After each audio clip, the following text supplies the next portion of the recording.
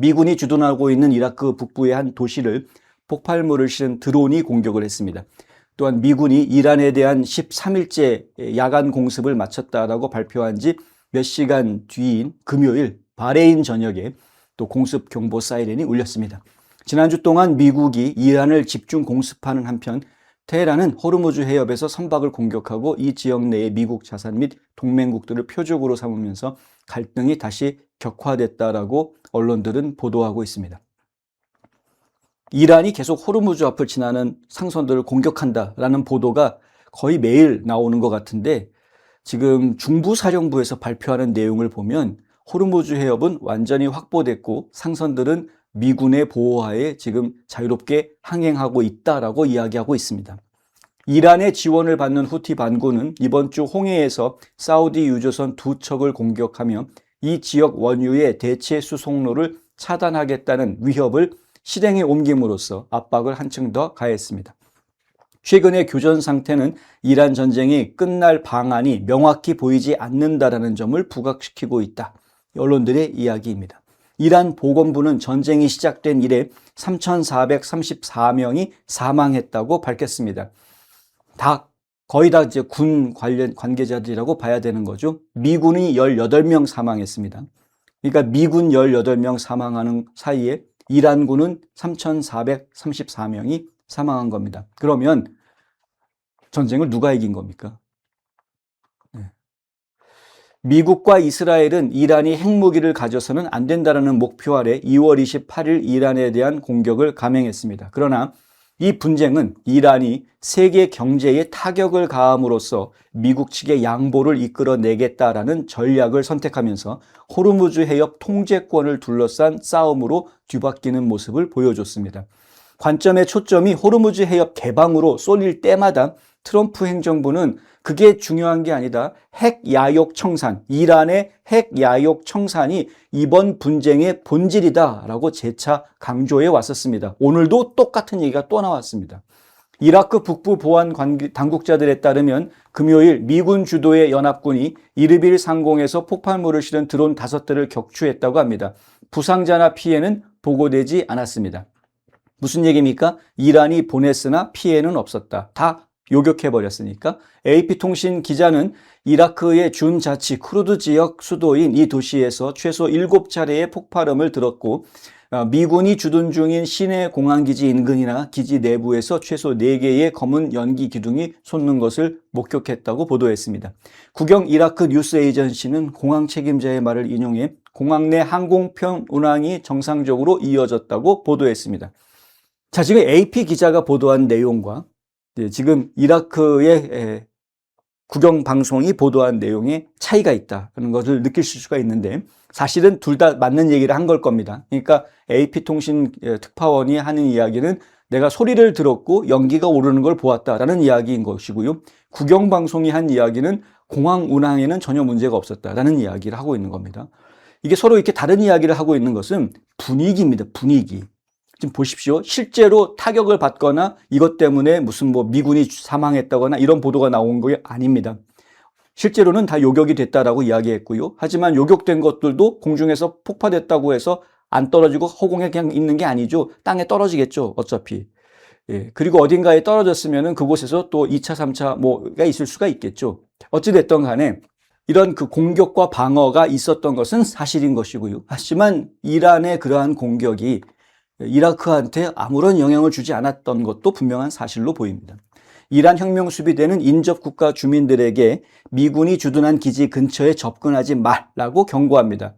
이게 지금 뻥치는 거죠. 그래서 이렇게 뻥을 치면서 사람들의 겁을 주는 겁니다. 이른바 공포정치. 이 이란 정권을 쥐고 있는 자들은 국민들을 상대로 공포정치를 해왔기 때문에 이 집에서 새는 바가지 밖에서도 새듯이 외국에 대해서도 그냥 이렇게 큰 소리 뻥뻥 치면 겁먹을 거라고 생각을 하는 겁니다. 이들은. 혁명수비대는 쿠웨이트 우다이리에 있는 미군 기지를 공격해 탄약 및 저장 창고 3곳을 불을 지르고 완전히 파괴했고 바레인에 주둔 중인 해군 제5함대, 미 해군 5함대의 감시탑을 공격해 피해를 입혔다고 주장하고 있습니다. 하지만 중부사령부 측에서는 일체 발표가 없습니다. 바레인은 금요일 이란의 공격 공중 공격을 요격해서 격추했다라고 밝혔습니다. 인명피해나 물적 피해 여부에 대해서는 언급하지 않았습니다. 자, 요르단군은 금요일 이란의 미사일 7발과 드론 6대를 격추했다고 말합니다. 자, 지금 보십시오. 쿠웨이트, 이라크, 요르단, 바레인 이런 주변국들한테 지금 전부 다 이란이 뭔가 드론을 보내던 미사일을 쏘던 뭐 이러고 있는 겁니다. 그런데 거의 대부분 다 공중에서 요격이 된다. 준공영 언론사인 파르스와 이스나는 그러니까 이란의 언론사들인데요. 미군의 공습이 이란 북부의 혁명수비대 해군 기지를 타격했다라고 보도했습니다. 이란의 호르무즈 해협 선박을 공격하는 데 사용할 수 있는 무인 정박선을 포함한 해군 자산의 거점인 이란의 캐슘 섬과 이란의 주요 공군기지 및 핵시설 중 하나가 위치하고 있는 이스파한 주에서도 밤새 이어진 미군의 공습으로 인한 폭발이 보고됐습니다. 지금 미군은 13일째 계속 공습을 하고 있고요. 14일째도 공습을 할 겁니다. 추가 공습이 이란 남서부 후제스탄 주와 남부 파르스주를 강타한 것으로 알려졌습니다. 자, 이게 중부사령부에서 지금 발표한 내용입니다. 지금 미군이 13일째 야간 공습을 지금 이란 군 타겟에 대해서 이란의 군 타겟에 대해서 13일째 야간 공습을 실시했다. 그것도 성공적으로 했다라고 이야기를 하고 있는 모습을 보여주고요. 7월 23일 밤 9시에 했다라는 거죠. 여기 영상에 보시면은 자 이렇게 폭파되는 영상들을 지금 보실 수 있을 겁니다. 이란 군사 목표물에 대한 13일 연속 야간 공습을 완료했다. 이란의 군사 지휘센터, 드론 보관시설, 통신망, 해안 감시 시설 및 해상 역량을 표적으로 삼아서 호르무즈 해협을 통과하는 민간 선박과 상선에 대한 이란의 위협을 더욱 약화시켰다. 이 공습의 목표가 그거였으니까요. 최근 이란 혁명수비대의 공격에도 불구하고 국제 수로는 통행이 가능한 상태로 유지되고 있다. 이게 중부사령부가 발표한 내용입니다. 상선들은 미국의 군사적 지원을 받으면서 해협을 자유롭게 항해하고 있다.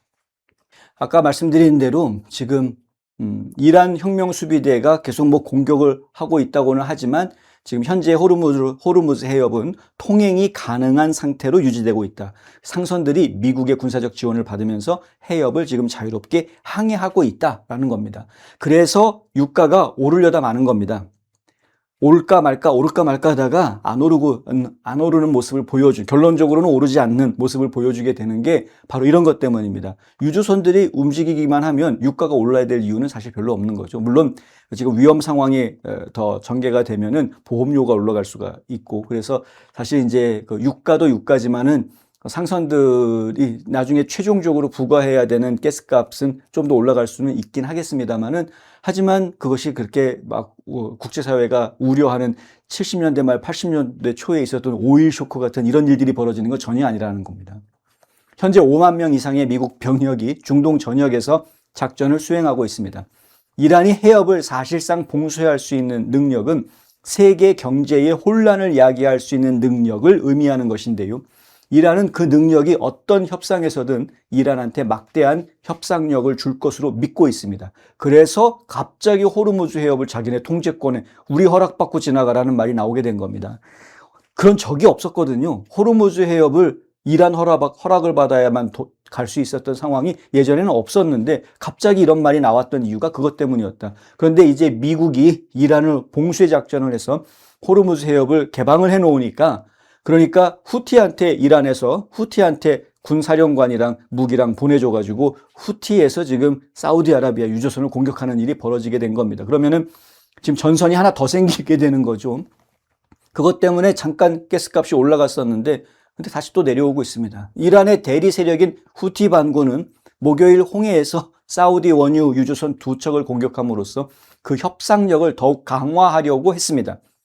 그러니까 결국은 유조선 공격해가지고 국제 유가가 흔들리게 만들어 놓으면, 그러면은 미국이 이란 말을 들어줄 것이다 라고 이란은 생각을 했다는 것이죠.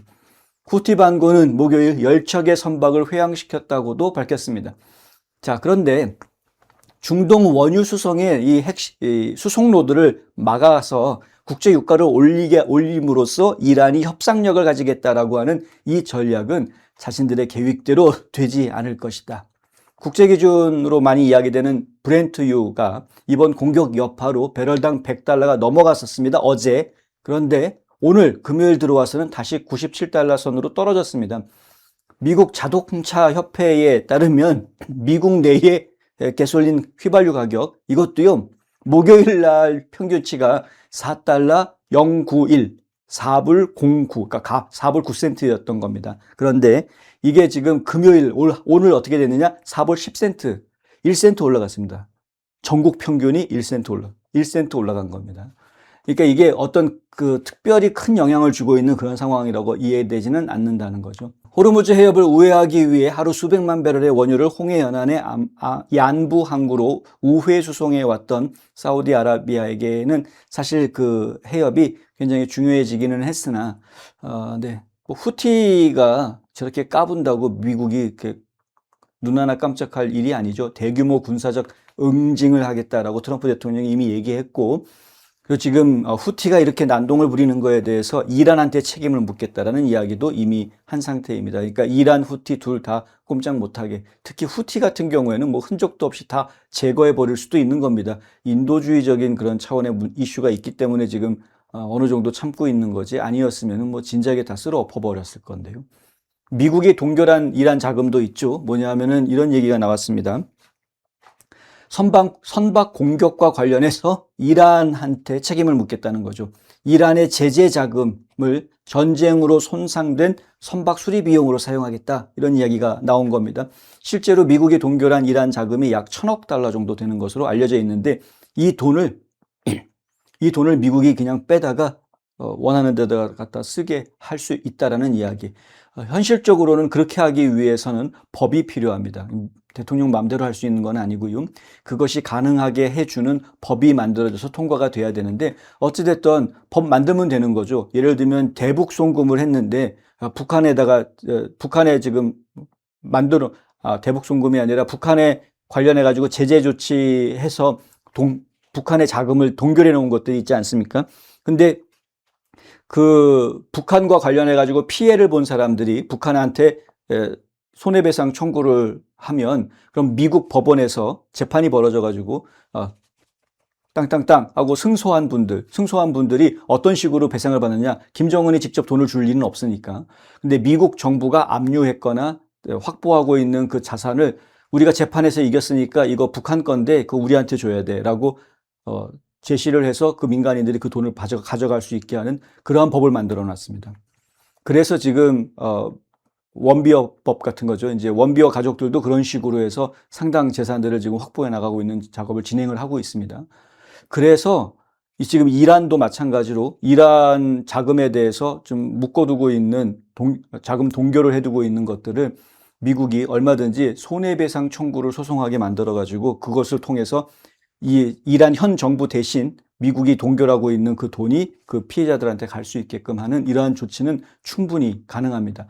특별히 어려운 법을 만들어야 될 내용도 없고 그냥 원비어법 같이 그냥 얼마든지 통과시킬 수 있는 법을 만들어서 진행할 수 있는 일이라고 저희는 파악이 됩니다. 어찌됐든 그렇죠. 문제는 이제 현재까지 어떠한 협상 노력도 진전이 있다라는 보고가 없다는 겁니다. 아바스 아라그치 외무장관, 이란의 외무장관은 중국 및 러시아와 논의가 진행 중이라고 이야기를 했는데 트럼프 대통령은 중국과 러시아는 절대 이란을 도와주지 말아야 된다라고 분명하게 다시 한번 오늘 못을 박았습니다. 자, 그리고 이란에서는 지금 계속해서 뭐 어떠한 압력에도 굴하지 않겠다 뭐 이런 이야기들이 계속 나오고 있는 상황이고요. 그럼에도 불구하고 이란 측이 겉으로는 어떠한 압력에도 굴복하지 않겠다라고 이야기하면서 계속 미국한테 협상해달라고 구걸을 하고 있다. 어제 저희가 들려드렸죠. 마르코 루비오 국무장관이 직접 얘기하지 않습니까? 그들은 베깅하고 있다는 거예요. 구걸하고 있다는 겁니다. 협상해달라고 제발. 중재자들이 또 애를 쓰고 있는 상황이긴 합니다만. 근데 트럼프 대통령은 기본적으로 신뢰가 완전히 다 망가져 있는 상황이기 때문에 협상에 대해서 큰 의지를 보여주지는 않습니다. 하지만 대화는 하긴 하겠다. 뭐 이런 정도 이야기를 하고 있는 것이죠.